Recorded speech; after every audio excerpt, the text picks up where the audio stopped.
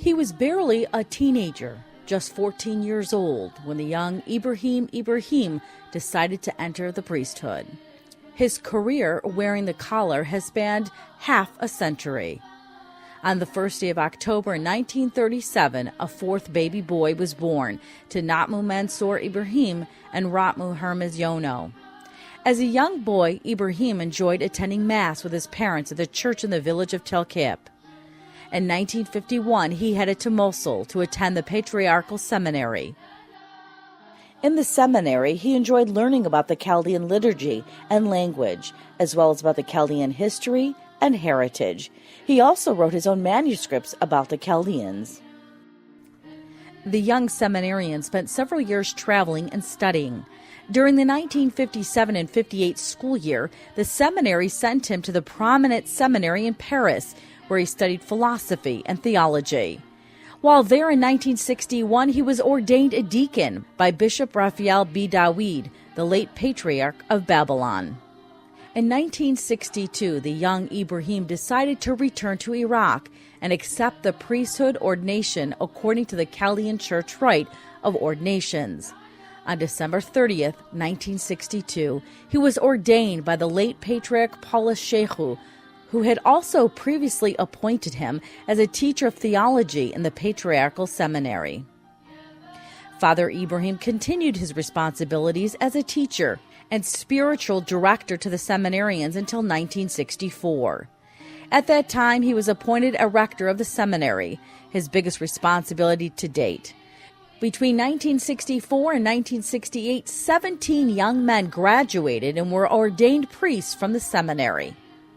In 1970, Father Ibrahim was assigned to open a minor seminary in his native town for the northern region of Iraq. In 1972, he was sent to Rome to continue his studies at the university, where he obtained his doctorate in theology. When Father Ibrahim returned to Iraq, he was appointed to serve as a priest at St. Joseph Chaldean Church. In 1978, he was transferred to San Diego to assist the late Father Petrus Catula. In less than 1 year, he was asked to establish a new parish for the Assyrian Chaldean Catholics in Los Angeles. On January 26, 1982, Father Ibrahim was named the first bishop of the Chaldean Catholic Diocese of the United States. His ordination as bishop took place in Our Lady of Sorrows in Baghdad by the late Patriarch Paulus Shehu. It was the same church in which he was ordained a priest nearly 20 years earlier. On any given day, Bishop Ibrahim can receive visits and phone calls from people in the community with a plethora of concerns. He is asked to help with marital problems, family troubles, and issues with the Chaldean seniors. Bishop Ibrahim often attends religious celebrations in all the churches. The job has always been challenging, even as the community has evolved. In the 1980s, it was a demanding task to oversee the entire Chaldean diocese in the United States. The community has exploded over the past 30 years, a growth Bishop Ibrahim never predicted, and a reality that made his job even more demanding. He often thinks about the future of Chaldeans in their war-torn homeland. Preserving the Chaldean culture has always been a priority for him. He believes by carrying on the Chaldean language, traditions, and faith in the United States, the Chaldean culture will be preserved. However, the birthplace of that heritage is in Iraq, and Bishop Ibrahim fears that with a Christian exodus in that country, the Chaldean culture could disappear. In the 21st century, the bishop has been faced with thousands of displaced Christian refugees trying to enter the United States seeking asylum. Top of mind for the bishop is the youth born here in the United States. With the inception of English masses at all the churches, the younger generation is becoming more involved. A priority for the bishop is attracting youth to the church. Young priests like Father Frank Calabat, ordained here in the United States, is helping attract youth to the church. And with the newly ordained priests and 8 seminarians at Sacred Heart Seminary in Detroit, more youth are getting involved with the church every day. The moral responsibility to educate people about the culture of life lies in the hands of the church, explains Bishop Ibrahim. He has worked diligently to serve his people and to strengthen the solid foundation of the diocese. He was successful in bringing priests to work in the already existing parishes, as well as the new parishes he helped establish. During the past 20 years, Bishop Ibrahim has been a very active member of the Chaldean Synod. He was also a member of the Permanent Synod from 1987 to 2009. In 1996, he was appointed as the patriarchal visitor to the Chaldean communities in European countries. He has compiled and written a comprehensive report on the situation of these communities according to the various aspects of their lives.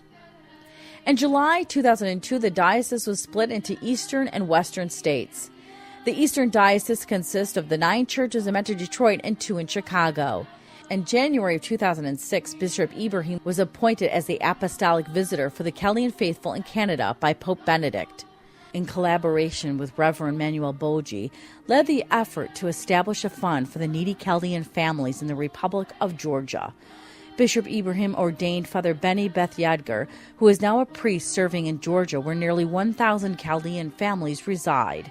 They are originally families who fled Iraq and Iran in World War I and World War II.